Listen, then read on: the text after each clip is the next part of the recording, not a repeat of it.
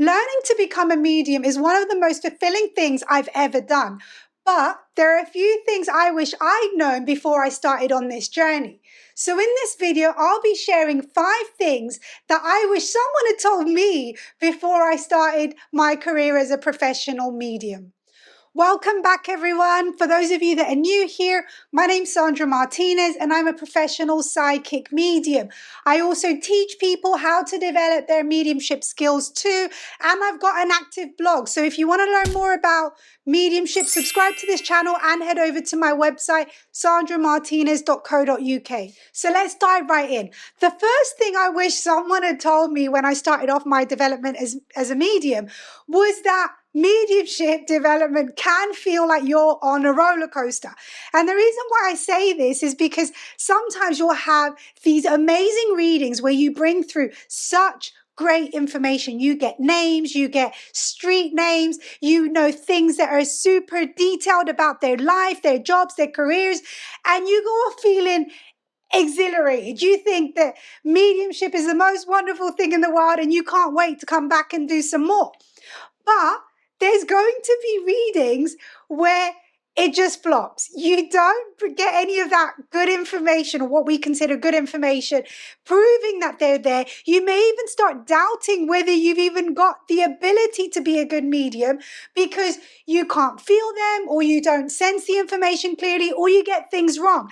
And what I'm here to tell you is that that is part of your development. So do expect that roller coaster feeling of ups and downs to be there, and know that even though I've gone through it, it is totally worth it. But I just want you guys to know it before it happens to you. The second thing I wish someone had told me is that mediumship courses are great if you're starting off, but these training courses can only take you so far. And the reason that I say this is not that there's anything wrong with going to courses. They're great and they're wonderful, but you need to find your own unique style of mediumship.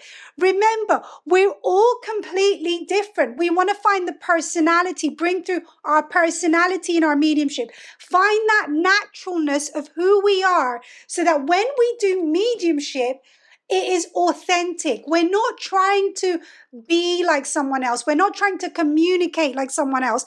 We're allowing ourselves to be guided by those simple structures or techniques that you've taught, but you're unraveling who you are in that expression. And this for me is such an important point because no one wants to have 100 versions of the same medium. We're all unique, we're all special in our own way, and you'll be able to bring through messages that resonate with your soul, that are full of love and compassion, that your clients will also be able to feel during your readings.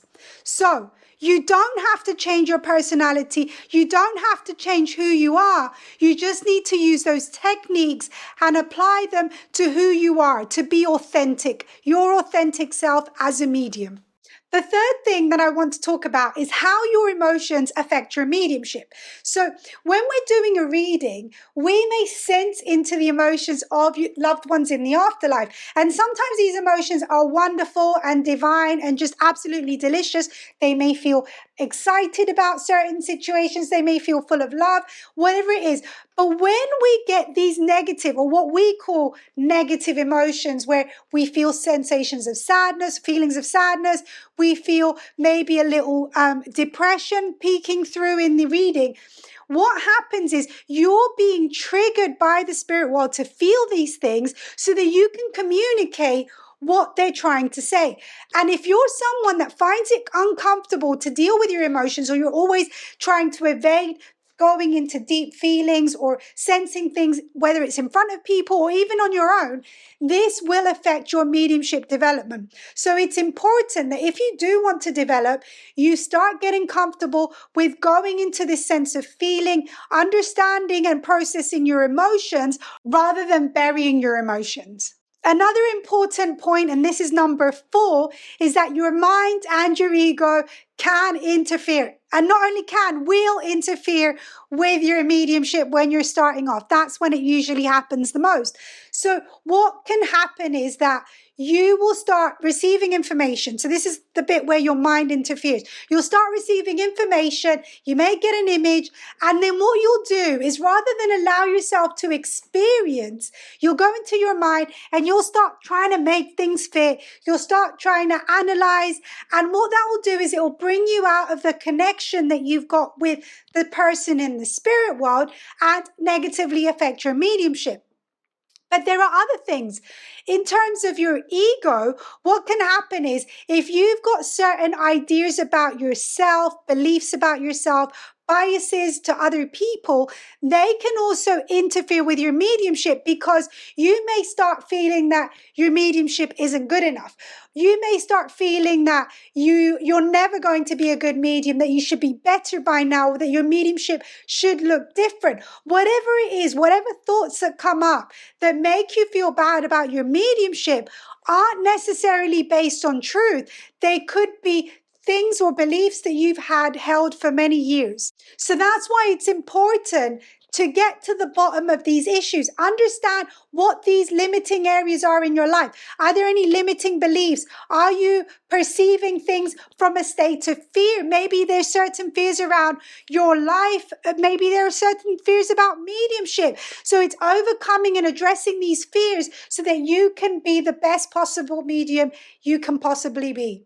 And the last thing that I wish someone had told me is that mediumship development doesn't end when you leave the classroom or course. It continues, because mediumship development is about connecting to your true essence, discovering who you really are at that soul level, and finding your way back to your spiritual connection, to that higher power, to consciousness, to the divine, whatever name you want to call it. It's taking you back home. It's leading you on a journey to enlightenment. And this may sound like it's unbelievable or not possible or too much to be true. I can tell you this is the case, because unless you're able to move your awareness into those states of being where you become one, feel that connection, that divinity within, your mediumship will not flow effortlessly, because what it's doing is it's raising your energy to meet that of the spirit world. And that spirit world is a loving space, a loving energy that you will feel so much compassion, so much passion for yourself, for other people, that your life will completely transform.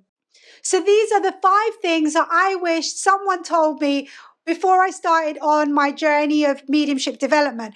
But what I can tell you for sure is that if I had to do it all over again, I definitely would. This is the most fulfilling and rewarding job you can possibly do. And I encourage you to explore your mediumship abilities. If you want to learn more about mediumship, head over to my website and visit my blog. I've also got courses that I'm teaching on there, so do head over there too. Thanks for watching. See you in the next video.